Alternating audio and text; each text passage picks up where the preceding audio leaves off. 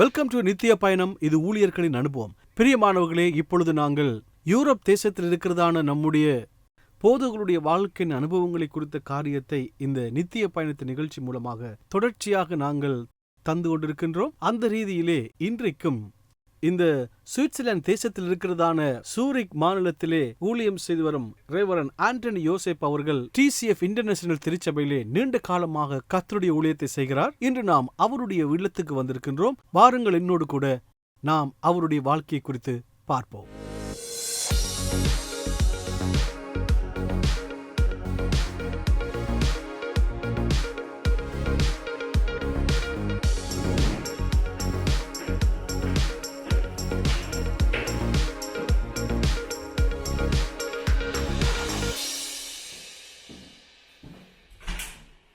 Hello, Pastor. Praise the Lord. Welcome, Mange. Welcome to Zurich. Thank you, Pastor. Yes. ஆம் நேயர்களே, TCF international திருச்சபையுடைய தலைமை போதகர் reverend Antony யோசேப் மத்தியிலே நாங்கள் இருக்கின்றோம். அவருடைய வீட்டில் இப்பொழுது வந்திருக்கிறோம். இவருடைய வாழ்க்கையிலே கர்த்தர் எவ்விதமாக இந்த தேசத்தில் இவரை ஆசீர்வதித்திருக்கிறார், இவ்வளவு பெரிய ஊழியத்தை அவர் செய்கிறார். இந்த ஊழியத்தை குறித்து நாங்கள் பார்க்கிறதுக்கு முன்பதாக நான் இவரை மீண்டும் இலங்கைக்கு கொண்டு போக போகிறேன். நம்முடைய ஸ்ரீலங்கா தேசத்துக்கு கொண்டு போய் அவருடைய ஆரம்ப வாழ்க்கையின் அனுபவத்தை குறித்து நாங்கள் பார்க்க போகிறோம். Praise the Lord pastor. Praise the Lord, Pastor Dinesh. Thank you pastor. இந்த உங்களுடைய வாழ்க்கையில் இந்த சுவிட்சர்லாந்து தேசத்திலே கர்த்தர் உங்களை இவ்வளவு ஆசீர்வதித்திருக்கிறார், ஒரு பெரிய ஊழியத்தை கர்த்தர் உங்களுடைய வாழ்க்கையில் கொடுத்திருக்கிறார். அப்படியானால் இந்த காலத்தை குறித்து நாங்கள் பேசுகிறதுக்கு முதல்ல உங்களுடைய இளமை பருவத்தை குறித்து, ஆரம்பத்தில் உங்களுடைய குடும்ப வாழ்க்கையை குறித்து நாம் ஸ்ரீலங்காவிலிருந்து ஆரம்பித்தால் நல்லா இருக்கும். சரி, கொஞ்சம் அதை குறித்து சொல்லுங்கள். இள வயதிலிருந்து என்று சொல்லும்போது என்னை ரொம்ப யோசிக்க வைக்கிற கேள்வி அதுதான் சொல்லுவேன் யார் கேட்டாலும்.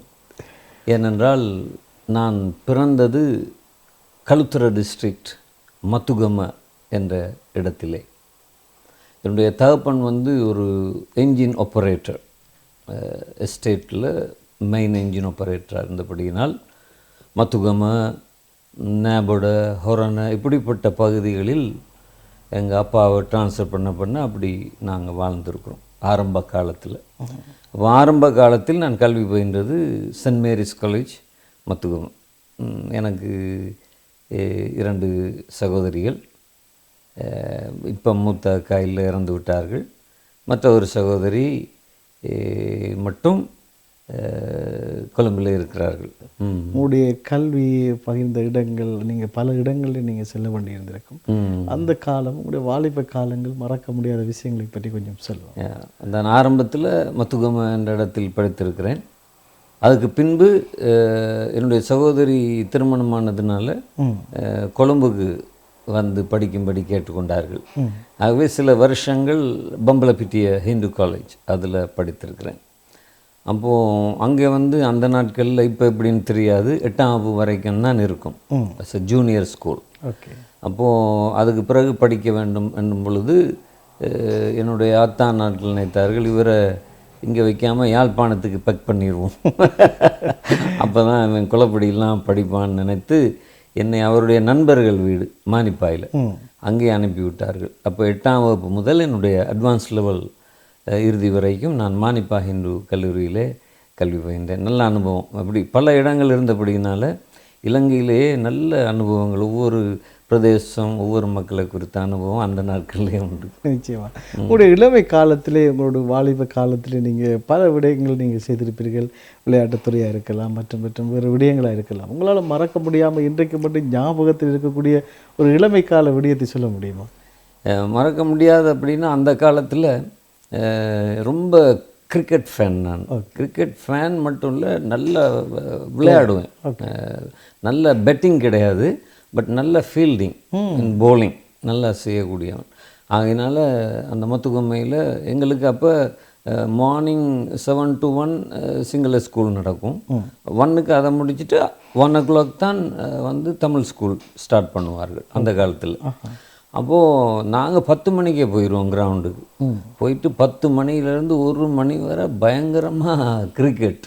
அடித்து நாங்கள் கிளாஸுக்குள்ளே போகிறது வேர்த்து ஒரு ஃப்ரெஷ்ஷாக கிளாஸில் போகிறதில்ல. அந்த மாதிரி ஒரு அந்த கிரிக்கெட் அப்படின்னா ஒரு வெறியாக விளையாடின நாட்களை இப்போ நினைத்து பார்க்குறேன். எப்படி இதெல்லாம் செய்தோன்ற மாதிரி இருக்குது. நிச்சயமா பாஸ்டர், அப்படியே நீங்கள் படிப்படியாக உங்களுடைய வாழ்க்கை வளர்ச்சி அடைந்து நீங்கள் வாலிப பருவத்தை தாண்டி கொண்டு வருகிற பொழுது நிச்சயமாகவே உங்களுடைய வாழ்க்கையில் இப்பொழுது நீங்கள் ஒரு ஆண்டனி யோசேப்புங்கிற நேம், நிச்சயமாக நீங்கள் ஒரு கிறிஸ்தவ பின்னணியில் நீங்கள் பிறந்து வளர்க்கப்பட்டிருப்பீர்கள். எப்படி உங்களுடைய வாழ்க்கை படிப்படியாக கிறிஸ்தவத்திலே உங்களுடைய விசுவாச மாற்றம் பெற்றது? எந்த விதமான ஒரு கிறிஸ்தவ பின்னணியை சேர்ந்த ஒருவராக நீங்கள் இருந்தீங்க? அதாவது நாங்கள் கத்தலிக் பேக்ரவுண்ட், ரொம்ப பக்தி உள்ள ஒரு குடும்பம். அதனால் ஞாயிறு தவறாமல் நாங்கள் சர்ச்சுக்கு போயிடுவோம். என்னுடைய சகோதரிகள்லாம் கான்வெண்ட்டில் நல்ல மதர்ஸ், அவங்களோடலாம் டீலிங் உண்டு. அப்படி இருக்கும்போது அந்த மாதிரி தான் வளர்க்கப்பட்டேன். நானும் ரொம்ப பக்திமான்.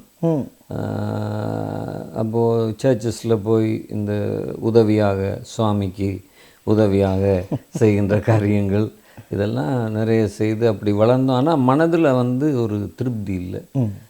ஏனென்றால் எங்கள் அப்பா இடத்துல ஒரு பைபிள் இருந்தது. அதை படித்து பார்க்கும்போது எனக்கு விளங்கினது, யாரும் எனக்கு சொல்லி கொடுக்கல. ஆனால் எனக்கு விளங்கியது இது என்ன இங்கே விக்கிரக ஆராதனையெல்லாம் செய்யக்கூடாது என்று எழுதி இருக்குது, அப்போ ஏன் இந்த சபையில் இப்படி செய்கிறார்கள் என்று அந்த கத்தோலிசிசம் அதை பற்றிய ஒரு கேள்வி எழுந்தது.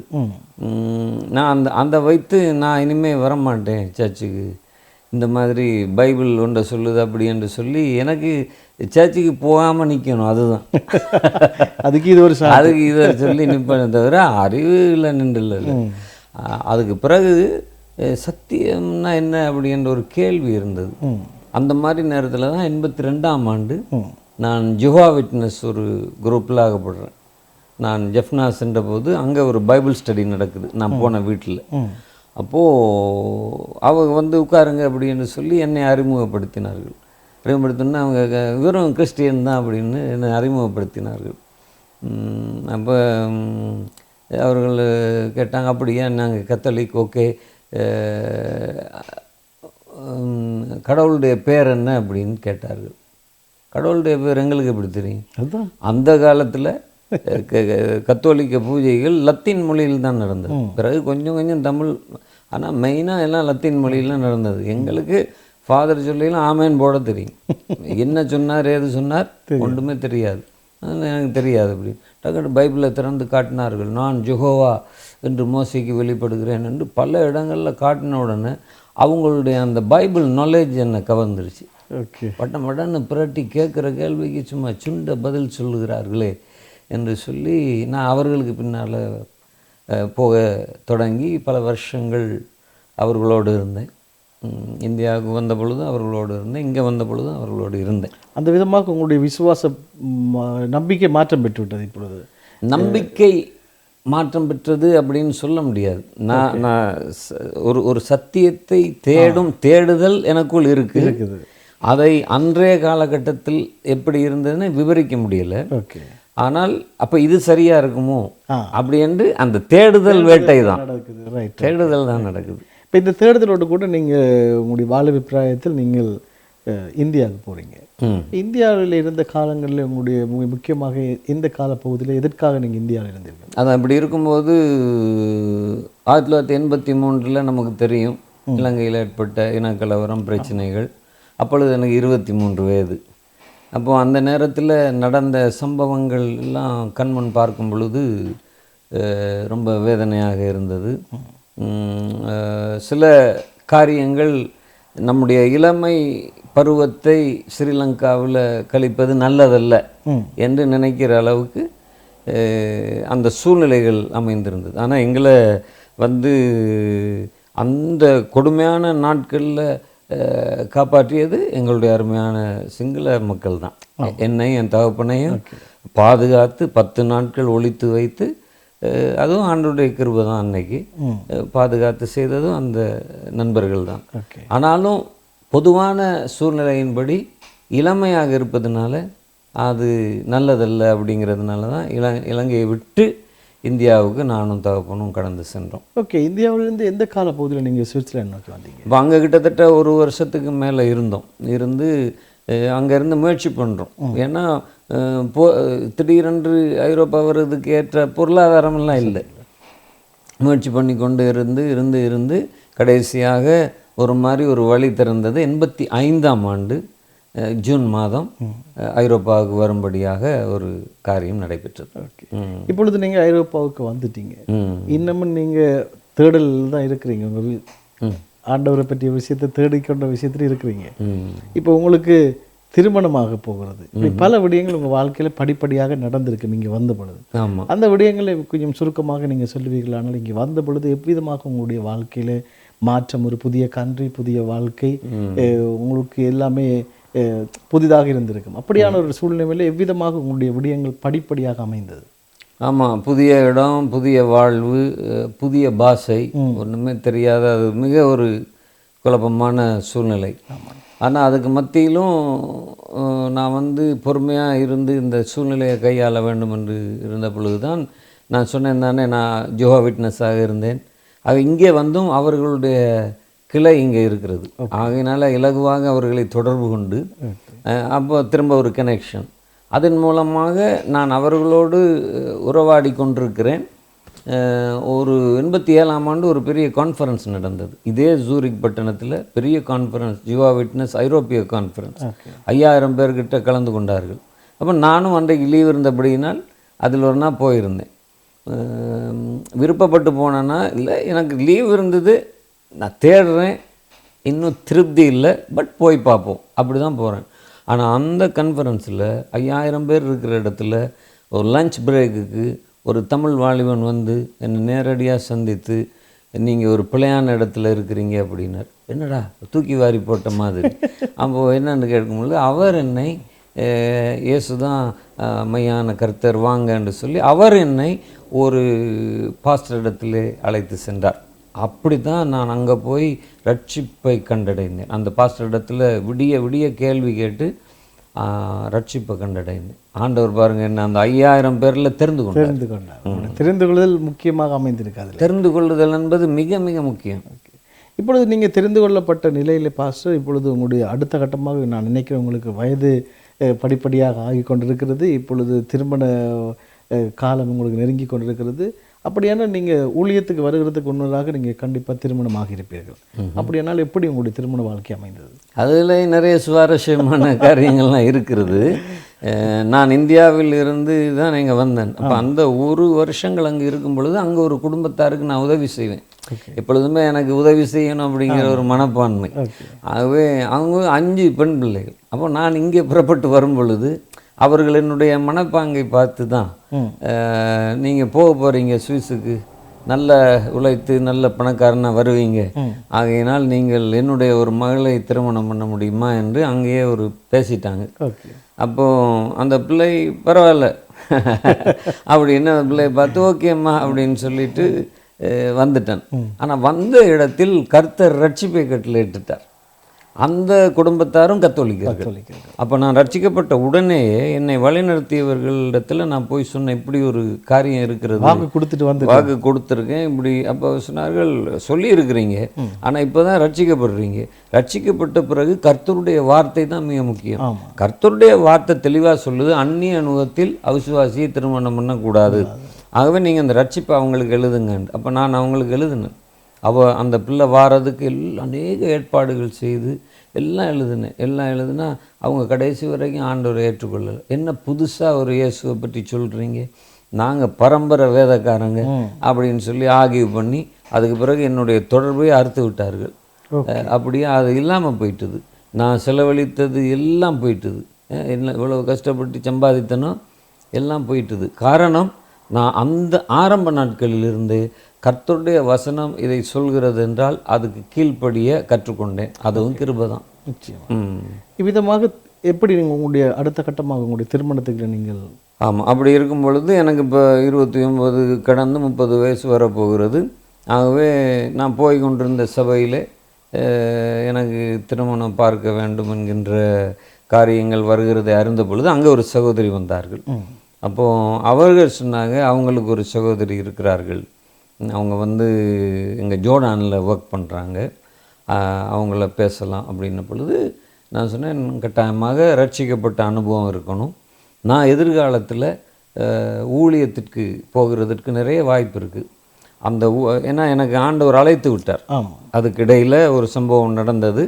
ஆவியானவர் ஒரு நாள் நான் தனியே ஜெபித்து கொண்டிருக்கும் பொழுது ஆவியானவரை குறித்தும் அறிவில்லை. அந்த அறிவு இல்லாத பொழுதும் ஆவியினால் நிரப்பி அந்நிய பாஷை குறித்து என்னன்னே தெரியாது, அந்நிய பாஷை பேச வைத்து அந்த இடத்துல வா என்று சொல்லி அழைத்தார். மாற்கு 16ஆம் அதிகாரத்தின்படி அழைத்தார். அப்போ நான் அந்த அழைப்பில் நிற்க எனக்கு வருகிற வாழ்க்கை துணை எவ்விதத்திலும் தடையாக இருக்கக்கூடாது என்கின்ற ஒரே கண்டிஷன், வேறு ஒன்றும் இல்லை. அப்படி சொல்லி தான் இந்த அரேஞ்ச் மேரேஜ், இப்போ நான் திருமணம் முடித்திருக்கிற அவர்கள் அப்படி அரேஞ்ச் மேரேஜ் தான் இது. இப்பொழுது உங்களுடைய திருமண வாழ்க்கை முடிந்து விட்டது, இப்பொழுது பிள்ளைகள் பிறக்கிறார்கள். கிட்டத்தட்ட உங்களுக்கு எத்தனை பிள்ளைகள், எப்படி குடும்ப வாழ்க்கை உங்களுக்கு கடந்து போனீர்கள்? அப்போ தான் இந்த 90ஆம் ஆண்டு திருமணமானேன். 92 என்னுடைய மூத்த மகன் டெரன்ஸ் அவர்கள் பிறந்தார்கள். அதுக்கு பிறகு ஒரு வருஷத்தில் அடுத்த குழந்தையும் வந்து விட்டது. ஸோ 2 பேரும் மகன்மார், டெரன்ஸ் அண்ட் ஜெரமி. இப்பொழுது ஒருவருக்கு 30 வயது, 29 வயது. அப்போ அந்த நிலையில் இருக்கிறார்கள். மூத்த மகன் பிறந்து அதே வருஷத்தில் தான் முழு நேர ஊழிய பணிக்கு நான் என்னை அர்ப்பணித்தேன். Thank you pastor. நாங்கள் இந்த ஊழியத்தை குறித்த காரியத்தை நாங்கள் தொடர்ந்து பேசுவோம். நேர்களை இதுவரை பாஸ்டர் ரெவரண்ட் ஆண்டனி யோசேப்புடைய வாழ்க்கையிலே கர்த்தர் எவ்விதமாக அவரை இலங்கை தேசத்திலிருந்து சுவிட்சர்லாந்து தேசத்துக்கு கொண்டு வந்தார், எப்படி அவருடைய ஆண்டவரை குறித்த அறிவிலே மாற்றம் ஏற்பட்டது, இங்கு வருகிற பொழுது ஆண்டவர் அவரை தொட்டார், அவருக்கு ஒரு வாழ்க்கையை கொடுத்தார், அவருக்கு ஒரு ஊழிய அழைப்பை கொடுத்தார். தொடர்ந்தும் அவருடைய வாழ்க்கையிலே எவ்விதமான ஊழியங்களை இந்த தேசத்தில் மட்டுமல்லாமல் ஏனைய தேசங்களை அவர் செய்தார் என்பதை குறித்து நாங்கள் பார்க்க போகிறோம். சிறிய இடைவெளிக்கு பிறகு மீண்டும் நித்திய பயணம் தொடரும்.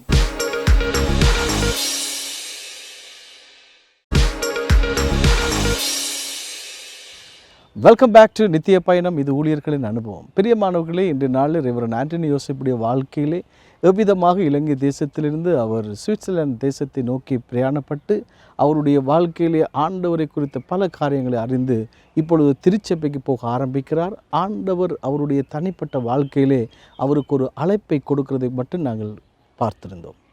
இப்பொழுது அவருடைய வாழ்க்கையில் எந்த விதமான ஊழியங்களை ஆரம்பித்தார், டிசிஎஃப் இன்டர்நேஷனல் திருச்சபையினுடைய காரியங்களை குறித்து நாங்கள் தொடர்ந்து பேச போகிறோம்.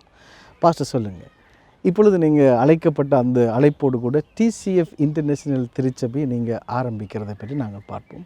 எப்படி இந்த ஊழியம் ஆரம்பிக்கப்பட்டது, இப்பொழுது ஒரு பெரிய அளவில் அது வளர்ந்திருக்கிறது? ஆண்டவர் என்னை அழைத்ததை குறித்து முதல் சொல்லியிருந்தேன்.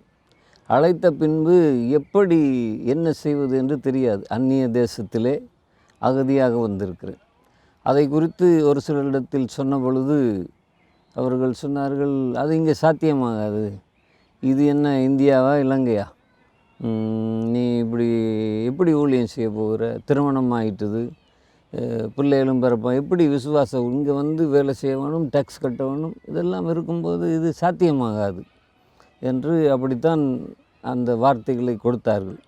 ஆனால் அப்படி பேசும்போது ஆண்டவர் என் உள்ளத்தில் ஒரு வார்த்தையை வைத்தார். இலங்கைக்கும் இந்தியாவுக்கும் ஆண்டவராகிய அதே கர்த்தர் தான் இங்கேயும் கர்த்தர். அழைத்தது உண்மை, ஆகவே இது நடக்கும் அப்படின்னு காத்திருந்து நானும் மனைவியும் ஜெபித்து கொண்டிருக்கும் போது தான் அந்த மெயோஸ் என்று சொல்லப்படுகின்ற ஒரு சுவிசேஷ ஸ்தாபனம் அவர்கள் என்னை குறித்து அறிந்து, எப்படியும் ஆண்டவர் அந்த அறிவிப்பு கொடுத்துட்டாரு, என்னை தேடி வந்து தாங்கள் சுவிட்சர்லாண்டிலே ஒரு தமிழ் மிஷனரிக்காக ஜெபிக்கிறோம், தங்களோடு வந்து இணையும்படி கேட்டுக்கொண்டார்கள். இந்த மிஷனில் 13-14 பாஷைகளில் ஊழியம் செய்கிறோம், அதில் தமிழுக்கு நான் பொறுப்பு. ஆகவே அந்த மிஷனோடு இணைந்து தான் இந்த தமிழ் மக்கள் மத்தியிலே ஊழியம் உருவானது. ஆகையினால்தான் நாங்கள் தமிழ் கிறிஸ்டியன் ஃபெலோஷிப் என்ற பெயரை வைத்து நாங்கள் ஊழியம் 92ஆம் ஆண்டு ஆரம்பித்தோம். நல்லது பாஸ்டர், உங்களுடைய ஊழியத்தை நீங்கள் ஆண்டவர் அழைப்பு கொடுக்குற அதே நேரத்திலே ஆண்டவர் உங்களை பராமரிக்க அல்லது பண்ண உங்களுடைய ஊழியத்தை கட்டுவதற்கான ஒரு வாசலையும் திறந்து அவர்களே உங்களிடத்தில் வந்திருக்கிறார்கள் மேயோஸ். இல்லை, இந்த ஊழியத்தை தொடர்ந்து பாஸ்டர் எந்த விதமான ஊழியங்களை நீங்கள் படிப்படியாக செய்ய ஆரம்பித்தீர்கள். இந்த டிசிஎஃப் இன்டர்நேஷ்னல் தமிழ் மினிஸ்ட்ரியை தொடர்ந்து அந்த திருச்சபை ஊழியம் எவ்விதமாக வளர்க்கப்பட்டது, எவ்விதமான ஊழியங்களை நீங்கள் ஆரம்பித்தீர்கள்? 92 ஏப்ரல் மாதம் ஆரம்பித்தோம். ஆரம்பத்திலே 2 பேர் 3 பேர் அப்படி வருவார்கள். அப்போ 6 மாதம் அப்படி ஓடியது. ஓடின பிறகு ஒரு டவுட், உண்மையில் ஆண்டவர் தான் அழைத்தாரா சரிதானே? அப்போ வந்து இல்லை அப்படின்னு சொல்லி என்னுடைய மனைவி நல்ல ஆவிக்குரிய அத்திபாரம் உள்ளவர்கள். ஆகையினால் இல்லைப்பா ஜெபம் பண்ணுவோம் அப்படின்னு சொல்லி ஜெபம் பண்ணினோம். அதுக்கு பின்பு ஆண்டவர் பல இடங்களிலே வாசல்களை திறந்தார் சுவிசேஷ பணி செய்வதற்கு. அப்போ நிறைய தமிழ் மக்கள் அகதிகளாக வந்து முகாம்களில் இருந்தபோது அவர்களை சந்தித்து ஆறுதல் சொல்லி ஆண்டவருடைய அன்பை சொல்லி இப்படி பல இடங்களிலே பல நூற்றுக்கணக்கான மக்களுக்கு நம்ம ஆண்டவருடைய அன்பை அறிவித்தோம். அப்போ அறிவித்து அதில் ஜனங்கள் வரும் பொழுது தான் சபை அவசியம், பிறக்கின்ற பிள்ளைகளை நடுத்தருவில் விட முடியாது என்பதனாலே சபை அவசியம் என்று சொல்லி அந்த சபை ஊழியங்களை நாங்கள் ஆரம்பித்தோம். அப்படியாக பல இடங்களில் இப்போ பார்த்திங்கன்னா ஜூரிக்கிலும் லுகானோ என்ற இடத்திலும் லவ்சான் என்ற இடத்திலும் இங்கே 3 சபைகள் இருக்கிறது. அப்போ இங்கே மட்டும் செய்தால் போதாது, நாங்கள் எங்களுடைய பிறந்த தேசத்தையும் மறந்து விடக்கூடாது, அங்கேயும் நாங்கள் செய்ய வேண்டும் அப்படி என்று எண்ணங்கள் இருந்தது. அப்படி இருக்கும் பொழுது தான் அந்த நாட்களில் யுத்த நேரங்கள் ரொம்ப கஷ்டம், ஒன்றுமே செய்ய முடியாது. ஆகவே இலங்கை அகதிகள் முகாம் மதுரையில் இருந்தது. அந்த முகாமில் 97ஆம் ஆண்டு ஒரு ஊழியத்தை நாங்கள் அங்கு ஆரம்பித்தோம். இப்போ கூட அது நடைபெறுகிறது. மதுரை, குன்னூர், உடுமலைப்பேட்டை இந்த 3 இடங்களிலும் சபைகள் கட்டியிருக்கிறோம். அதுபோல் இலங்கையிலும் 7 இடங்களிலே, பொதுவாக தமிழ் சிங்கள மக்கள் வாழுகின்ற இடங்களில், கம்ப்ளீட்டாக வட பகுதி அப்படி போகலை, ஏன்னா போதிய அளவு அங்கே இருக்கிறது. இந்த பக்கம் உள்ள மக்களுக்கும் ஊழியங்கள் தேவை என்றபடினாலே இப்படிப்பட்ட பிராந்தியங்களில் காலி, புலாத்கோவிப்பிட்டிய, இங்கிரிய இந்த மாதிரி தான் எங்களுடைய கிராம ஊழியங்களை செய்து வருகிறோம். ஆம் பாஸ்டர், நீங்கள் உங்களுடைய ஊழியம் படிப்படியாக வளர்ந்து கிளைகளை உருவாக்கி நீங்கள் இலங்கை, இந்தியா போன்ற நாடுகளில் உங்களுடைய கிளைகளை உருவாக்கியிருக்கிறீர்கள். அதை தவிர நீங்கள் திருச்சபை ஊழியத்தை தவிர நீங்கள் வேறு எந்த விதமான ஊழியங்களை நீங்கள் ஈடுபடுறீங்கள்? அது எந்த விதமான ஊழியங்களை நீங்கள் திருச்சபைக்குள்ளேயும் திருச்சபைக்கு வெளியிலையும் நீங்கள் செயல்படுத்துகிறீங்க? இதை தவிர என்னுடைய வாழ்க்கையில் ஆண்டவர் என்னென்ன தாளந்துகளை கொடுத்துருக்காரோ அதை எல்லாவற்றையும் நான் ஆண்டவருடைய ராஜ்யத்தில் விதைக்க வேண்டும் என்ற எண்ணத்திலே நான் செயல்பட்டிருக்கிறேன்.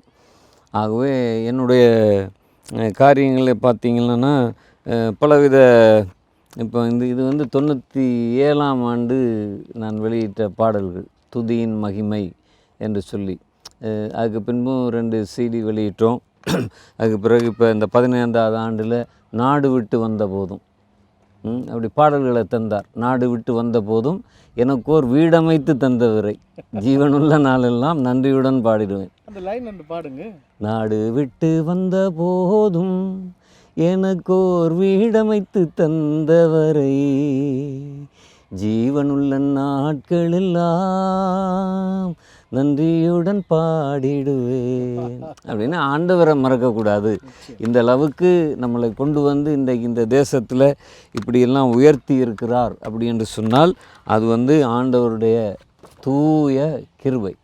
அப்படியானால் உங்களுடைய முதலாவது பாடல், நீங்கள் எழுதிய முதலாவது பாடல் என்ன, அந்த பாடலுடைய வரிகள் என்ன, அதை ஒரு முறை எங்களுக்கு பாடி காட்டினீங்க.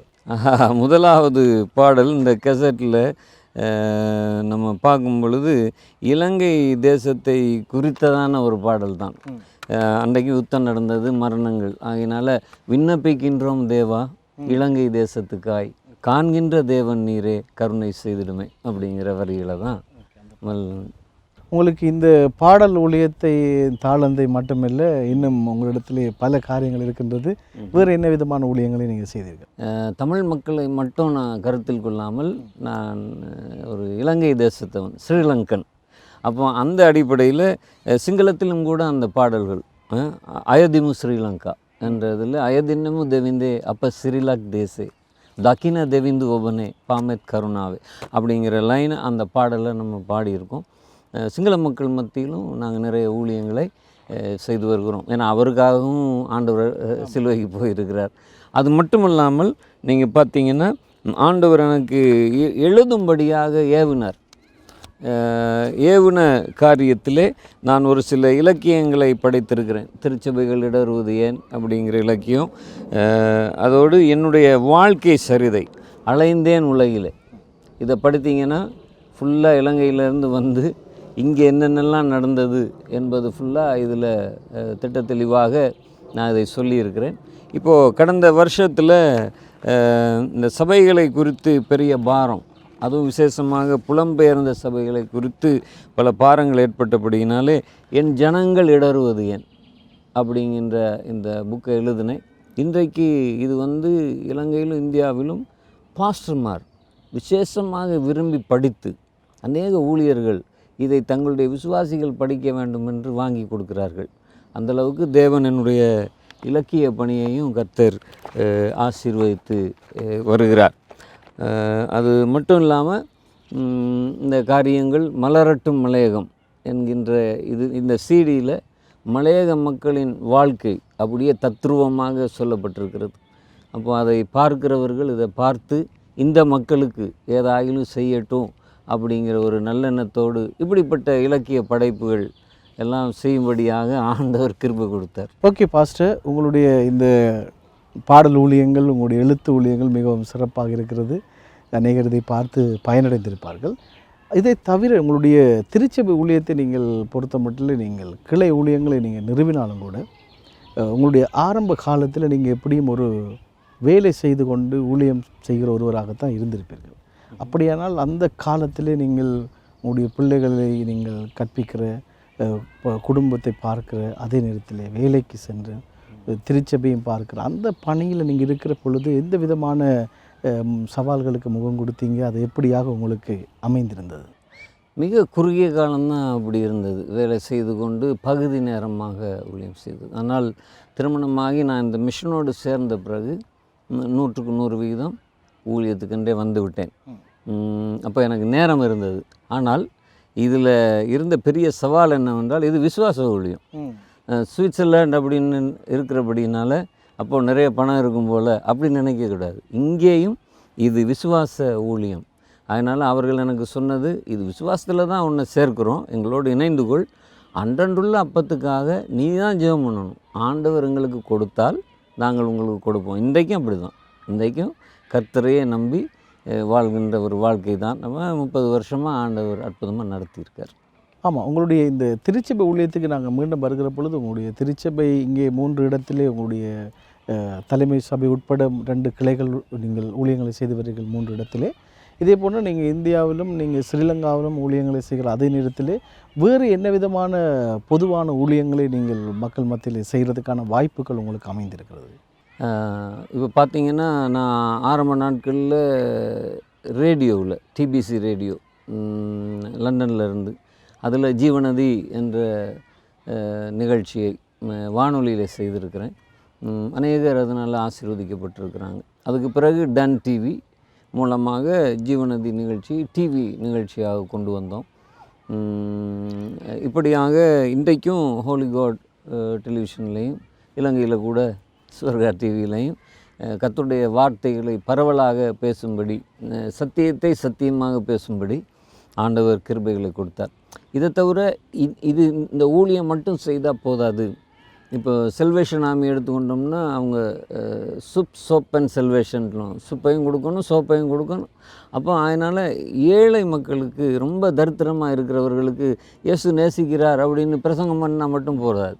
அதனால் அவர்களுக்கு சில தேவைகளை சந்தித்து, அவர்களுடைய கண்ணீரை கேட்டு, அவர்களுக்கு இயன்ற உதவிகளை செய்து, அப்படிப்பட்ட ஒரு சோஷியல் காரியம் வேண்டும் என்பதற்காக ரொம்ப நாட்களாக யோசிச்சுட்டு இருந்தேன். அப்போது ஆவிக்குரிய காரியம் ஒரு பக்கம், சோஷியல் ஒரு பக்கம். ஆகவே இந்த 2வது கற்பனை தான் சோஷியல். உன்னை நேசிப்பது போல் உன்னை அணை நேசி. ஆகையினால் கம்யூனிட்டி ஃபோக்கஸ் சென்டர் அப்படி என்று ஒன்றை ஸ்தாபித்து அதன் ஊடாக எங்களுக்கு கிடைக்கின்ற நிதி உதவிகளின் ஊடாக சிறு சிறு காரியங்களை நாங்கள் செய்து கொண்டு வருகிறோம். காலப்போக்கிலே அது இன்னும் விஸ்தாரமாக ஆக்க தேவன் கிருபை தருவார் என்று நான் நம்புகிறேன். இப்போ பலாங்குடையில், இலங்கையில் பலாங்குடையில் அந்த சென்டர் வைத்திருக்கிறோம். அங்கே மிகவும் கஷ்டப்படுகிற ஜனங்கள் இருக்கிறார்கள். சாப்பாட்டுக்கே கஷ்டமானவங்க.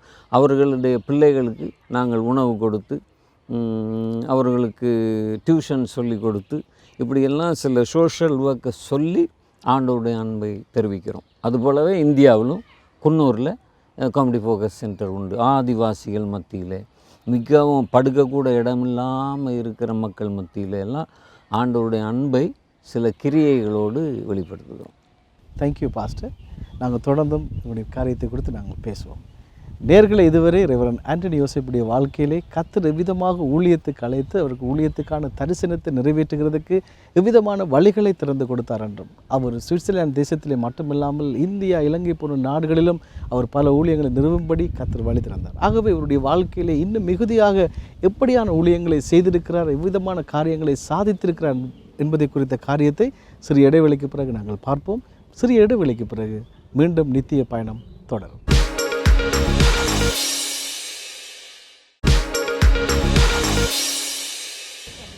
வெல்கம் பேக் டு நித்திய பயணம். இது ஊழியர்களின் அனுபவம். பிரியமானவர்களே, ரெவரண்ட் ஆண்டனி யோசேப்புடைய வாழ்க்கையிலே கர்த்தர் எவ்விதமாக அவரை இலங்கை தேசத்திலிருந்து சுவிட்சர்லாந்து கொண்டு வந்து அவருக்கு அழைப்பை கொடுத்து எவ்விதமாக கர்த்தர் இப்பொழுது ஊழியத்துக்களே அவரை கொண்டு வந்தார், எந்தெந்த ஊழியங்களை இவர் செய்கிறார் என்பதை குறித்த பல காரியங்களை நாங்கள் பார்த்தோம். இப்பொழுது இவருடைய வாழ்க்கையிலே கர்த்தர் வைத்திருக்கிற திட்டங்கள் என்ன, எந்த விதத்திலே தன்னுடைய ஊழியங்களை அவர் தொடர்ந்து முன்னெடுத்து போகிறதுக்கு ஆண்டவர் உதவி செய்தார் என்பதை குறித்த பல காரியங்களை குறித்து நாங்கள் பேச போகிறோம். பாஸ்டர், இப்பொழுது உங்களுக்கு சொல்ல முடியுமா, கர்த்தர் உங்களை அழைத்திருக்கிறார், பலவிதமான ஊழியங்களை கொடுத்திருக்கிறார். இந்த திருச்சபை ஊழியங்களுக்கு அப்பால் அதற்கு மேலாக தேவன் எந்த விதமான ஊழியங்களிலே உங்களை இன்னும் வழி நடத்தியிருக்கிறார் என்பதை குறித்து சொல்ல முடியுமா? எனக்கு நீங்கள் இதை கேட்கும்போது திடீரென்று ஒரு ஞாபகம் வருகிறது. நான் சுவிட்சர்லாண்டுக்கு வந்த பொழுது எங்களுக்கு ஃபேமிலி நேம் கிடையாது இலங்கையில். ஸோ இந்த சுவிஸ் அரசாங்கம் சொன்னது, ஜோசப் என்ற பெயரை நீங்கள் ஃபேமிலி நேமாக வைத்துக்கொள்ளுங்கள். இனிமேல் நீங்கள் ஜோசப், உங்கள் மனைவி ஜோசப், உங்கள் பிறகு போகிற பிள்ளைகள் எல்லாத்துக்குமே ஃபேமிலி நேம் வரப்போகுதுன்னு. அப்போ அது எனக்கு ஆரம்பத்தில் புரியலை, 87. அப்போது ஆனால் பிறகு தான் எனக்கு புரிந்தது, ஆண்டவருடைய கருத்துக்குள்ள வரையில் யோசேப்பை எப்படி ஆண்டவர் அந்நிய தேசத்தில் உயர்த்தினாரோ அதுபோல் தேவன் அகதிகளாக வந்த என்னையும் என் மனைவி பிள்ளைகளை இந்த தேசத்திலே ஆசீர்வதித்து உயர்த்தி வைத்திருக்கிறார். உதாரணமாக எங்களுடைய வாழ்க்கை, எங்களுடைய ஊழியங்கள், காரியங்களை எல்லாம் கண்டு இந்த ஏஃபௌபே இந்த எவாஞ்சலிக்கல் கிறிஸ்டியன் பொலிட்டிக் பார்ட்டி இதில் நானும் பங்கெடுக்கும்படியாக, நீங்கள் என்ன பார்க்கலாங்க, நானும் பங்கெடுக்கும்படியாக இந்த அரசியல் கட்சியின் சார்பாக நானும் ஒரு அங்கத்தினனாக இருந்து இந்த காரியங்களை செய்யும்படியாக ஆண்டவர் இந்த தேசத்திலும் அந்த பேரை எங்களுக்கு உயர்த்தி கொடுத்தார். இப்போது நீங்கள் இருக்கிற இந்த பாக் ஒரு பெரிய சரித்திரம் வாய்ந்த பாக். நீங்கள் கூகுள் பண்ணி பார்த்தால் நீடில் பாக் சூரிக் அப்படி என்று வரும். ஏனென்றால் சில வருடங்களுக்கு முன்பாக இந்த பார்க்கில் இன்றைக்கி நிறைய ஜனங்கள் உட்கார்ந்துருக்காங்க. அதுபோல் அன்றைக்கு ட்ரக் எடிக்ட்ஸ், இந்த போதை வஸ்துக்கு அடிமைப்பட்டவர்கள் இந்த பார்க்கில் இருந்து ட்ரக்ஸை சாப்பிட்டு ஊசி அடித்து, அதான் நீடில் பார்க், ஊசி அடித்து நிறைய பேர் செத்து போயிருக்கிறாங்க. ஆனால் 90ஆம் ஆண்டளவில் அதை போலீஸ் கிளியர் பண்ணி இந்த பார்க்கை ரொம்ப துப்புரவு செய்து இன்றைக்கி நம்ம பார்க்குறோம், அழகாக இருக்குல்ல, அந்த அழகான நிலையில் கொண்டு வந்ததற்கு பிறகு இது சும்மா இருக்கக்கூடாது அப்படி என்று சொல்லி கிறிஸ்தவர்கள் இந்த பாக்கில் மக்கள் மரித்த இந்த பாக்கில் ஜீவன் சொல்லப்படணும் அப்படி என்று சொல்லி மரித்து போகிற மனிதனுக்கு உயிர்த்தெழுந்த ஒரு கர்த்தர் உண்டு அப்படின்னு அதை தெளிவு பண்ணணும்னு சொல்லி அவர்கள் ஒரு மண்டேட் எடுத்தாங்க. அப்போ காலப்போக்கில் அதை அவர்கள் செய்து கொண்டு போகும் பொழுது எங்களை குறித்து கேள்விப்பட்டு, இவர்கள் இந்த தேசத்துக்காக ஜெபிக்கிறவர்கள், இந்த தேச மக்கள் மீது அன்புள்ளவர்கள், நன்றி உள்ளவங்க அப்படின்னு சொல்லிட்டு அந்த மண்டேட்டை என்ற கையில் கொடுத்துட்டாங்க. இப்போ பல வருஷங்களாக இந்த பார்க்கில் ஒவ்வொரு சம்மரிலும் 3 அல்லது 4 தடவைகள் ஓப்பன் ஏர் இந்த இடத்துல, இந்த பப்ளிக்கில் நாங்கள் போன கிழமை கூட நடத்தினோம். அப்படி கர்த்தருடைய நாமத்தை அறிவிக்கக்கூடிய ஒரு இடமாக இன்றைக்கு ஆண்டவர், இது பார்த்திங்கன்னா அந்த ஹார்ட் ஆஃப் த சிட்டி, அந்த சிட்டியுடைய இந்த மைய பகுதியில் எங்களுக்கு அரசாங்கம் அனுமதி கொடுத்துருக்குது இயேசுவை அறிவிக்கிறதுக்கு. அப்போ நாங்கள் யார்? அது எல்லாமே கர்த்தருடைய கிருபை. அதே போல் இன்னமும் பார்த்தா நான் ஒவ்வொரு ஜனவரி மாதமும் ப்ரே ஃபார் சூரிக் அப்படிங்கிற ஒரு கூட்டத்தை நடத்துவேன். அது இந்த சுவிஸ் மக்களுக்காக. அந்த கூட்டத்தில் வந்து அநேக சுவிஸ் அரசியல்வாதிகள், போலீஸார், இப்படிப்பட்ட பெரிய உயர் அதிகாரிகள் எல்லாம் வந்து ஒரு முழு நாள் நடக்கும். அதில் கலந்து கொண்டு எங்களோடு முழங்கால் படிட்டு இந்த தேசத்துக்காக, இந்த பட்டணத்துக்காக ஜெபிக்கிறாங்க. பாருங்கள், எங்களை வந்து கற்பரண்டோ அல்லது இவன் அகதியாக வந்தவனோ தள்ளலை. ஆண்டவர் அந்த உயர்வை, அவங்களோட படிப்பு, அவங்களோட இதெல்லாம் பார்த்தா எங்கேயோ இருக்கும். பெரிய டாப் லெவலில் எல்லாம் PhD எல்லாம் வாங்கியிருப்பான். நம்ம சாதாரண படிப்பாளிகள் தான்.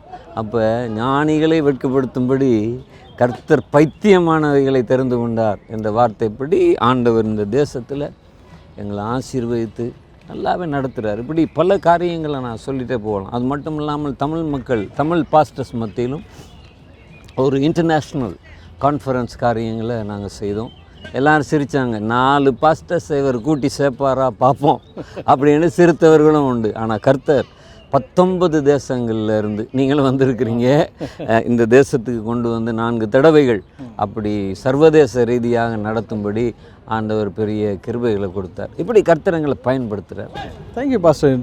தொடர்ந்து உங்கள் வாழ்க்கையில் நான் நினைக்கிறேன்னா இந்த பெரிய காரியத்தை இந்த தேசத்தில் நீங்கள் செய்கிறதுக்கு கர்த்தர் நிச்சயமாக உங்கள் வாழ்க்கையில் ஒரு பெரிய அனுக்கிரகத்தை வைத்திருக்கிறார், கிருபையை வைத்திருக்கிறார். அது மட்டும் இல்லாமல் உங்களுக்கு ஒரு நல்ல மனைவி, 2 பிள்ளைகளை கொடுத்து அழகான குடும்பமாக இந்த தேசத்திலே, இந்த நாட்டிலே கர்த்தர் உங்களை கொண்டு பெரிய காரியங்களை செய்கிறார். எனக்கு உங்கள் குடும்பத்தின் மூலமாக உங்களோட ஊழியத்துக்கு எந்த அளவுக்கு உங்களுடைய மனைவி, பிள்ளைகள் சப்போர்ட்டிவாக இருக்கிறாங்க என்பதை கொடுத்து.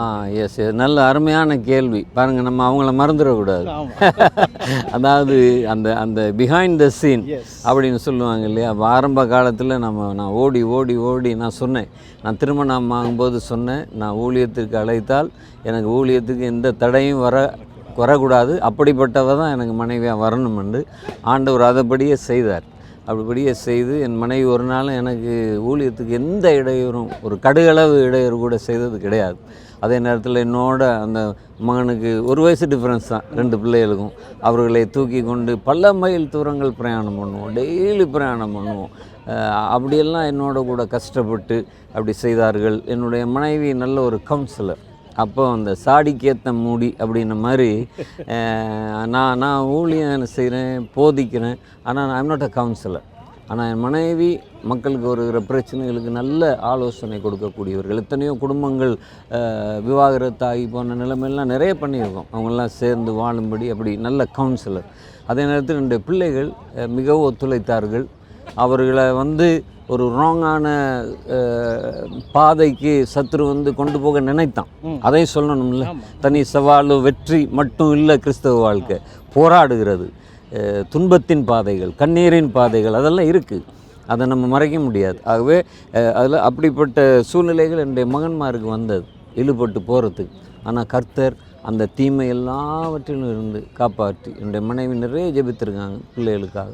அப்போது ஆண்டவர் அந்த பிசாசின் பிடியிலிருந்து அவர்களை விடுவித்து இன்றைக்கி அவர்களும் வல்லமையான ஊழியக்காரங்க.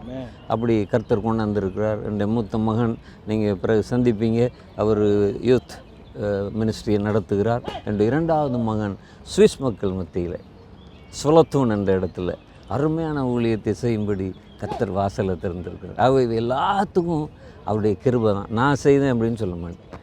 கிருபை கிருபை கிருபை. Thank you pastor. ரொம்ப அருமையான காரியத்தை பேசுகிறீங்க. நான் இன்றைக்கி தொடர்ந்து நாங்கள் மீதி காரியங்களை பேசுவோம். நாங்கள்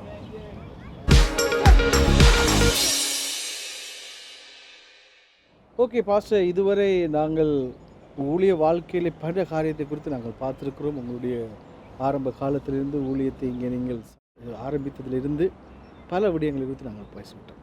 இப்பொழுது நாங்கள் சூரிக்கில் இருக்கிறதான ரிஃபார்ம் சர்ச் முன்பதாக இந்த சுவர்க்க டிவி பார்த்து கொண்டிருக்கின்ற போதகர்கள், ஊழியர்கள், விசுவாசிகள், ஊழியத்துக்கு வர விரும்புகிறவர்கள், ஊழியத்துக்கு வந்திருக்கிற தலைவர்கள் எல்லாரையும் கருத்திலே கொண்டு உங்களுடைய வாழ்க்கையின் அனுபவத்தில் இருந்தும் உங்களுடைய ஊழிய அனுபவத்தில் இருந்தும் இவர்களை எந்த விதத்தில் நீங்கள் என்கரேஜ் பண்ண விரும்புகிறீங்க? ஆண்டவர் நம்மை அழைக்கிறார். இப்போ நான் அழைப்பை பெற்றவன். ஆகவே அந்த அழைப்பை பெற்றபடியினாலே அதை உறுதிப்படுத்தி கொண்டு ஆண்டவர் வந்து என்னுடைய திருமண நாளிலே மீண்டும் 2வது கன்ஃபர்மேஷன் கொடுத்தார். கொடுக்கும்போது ஆண்டவர் தீர்க்கதரிசனமாக எனக்கு சொன்னது வந்து, நான் உன்னை ஊழியத்துக்கு அழைக்கிறேன், நீ புறப்பட்டு வா, நான் உன்னை நடத்துவேன், கற்கள் வரும், ஆனால் பயப்படாதே, நான் கற்களை அகற்றுவேன், ஆனால் நீ ஒருபோதும் எந்த மனிதனையும் பிரியப்படுத்தாதே என்று தெளிவாக ஆண்டவர் என்னோடு பேசினார். ஆகவே அந்த ஆண்டவர் பேசிய அந்த வார்த்தைகளின் அத்திபாரத்தில் தான் இன்று வரைக்கும் நான் நிற்கக்கூடியதாக கர்த்தர் கிருபை கொடுத்திருக்கிறார். அதாவது ஒரு சரியான அத்திபாரம் கிறிஸ்துவினுடைய வார்த்தையின் மேல் அத்திபாரம் போடணும். அதை தான் ஆண்டவரும் கூட நான் புத்தியுள்ள மனுஷன் யாரென்று காட்டுவேன் என்று சொல்கிறார். ஆகவே அன்பானவர்களே, ஊழியத்தில் அழைப்பு மிக மிக முக்கியம், அழைப்பின் உறுதிப்பாடு மிக மிக முக்கியம்.